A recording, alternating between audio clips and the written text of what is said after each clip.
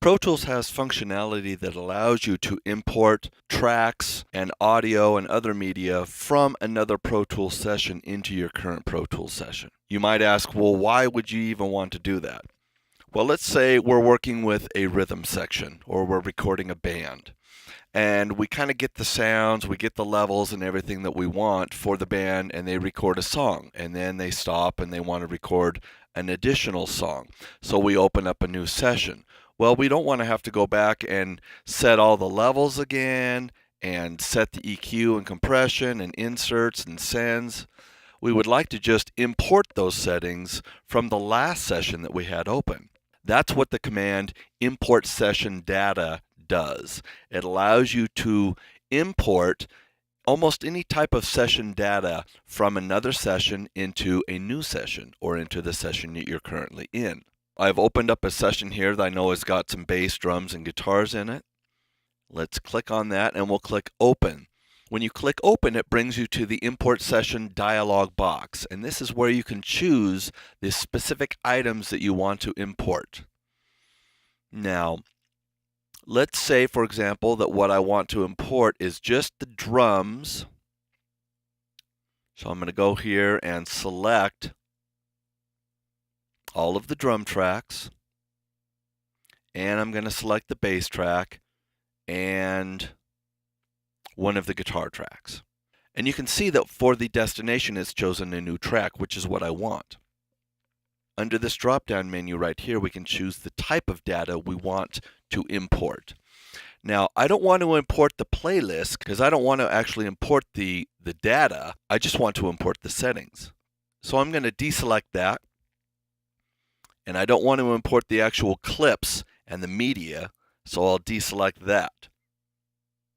Volume automation and setting, the volume settings I want, the pan settings I want. So you can see there's a lot of options here. Everything else I know that I want.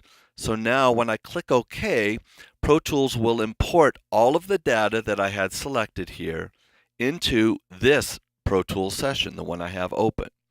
Also, you can see to the left here, you can choose to import the tempo map or the key signature, markers or marker locations. So there's a variety of things that you can choose to import.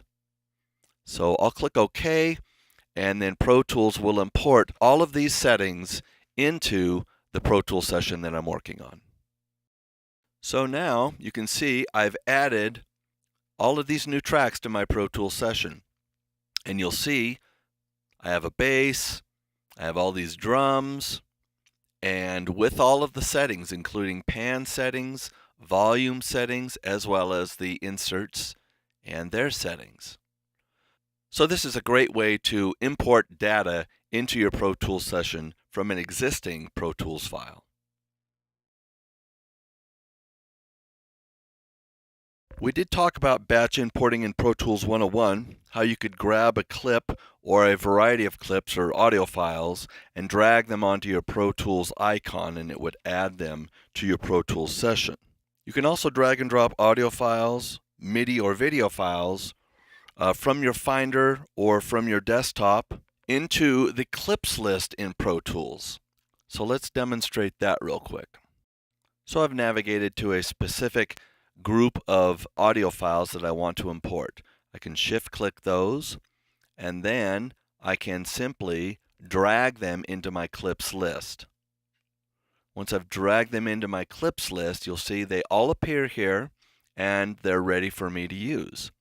Now I can also do the exact same thing with MIDI and video files. So let's say I choose a few video files. I could select multiple video files and drag those into my clips list. And when you do that, it opens that video import options dialog box. And again, you can select whether you want new tracks, if you want them to just go to the clips list, if you'd like to import the audio from that specific file that you're importing, etc. Let's grab some MIDI, and I can show you that real quick. Okay, there's some MIDI. We can batch import this MIDI data as well. Drag and drop, And again, it's going to give us the MIDI import options dialog box. We'll just say we're going to add all those to the clips list. We're not going to add a new track for each. So I'll click on this one time for each MIDI file. And now you can see it's added all of those MIDI files to my clips list. So that's how you batch import MIDI, video, and audio into your session.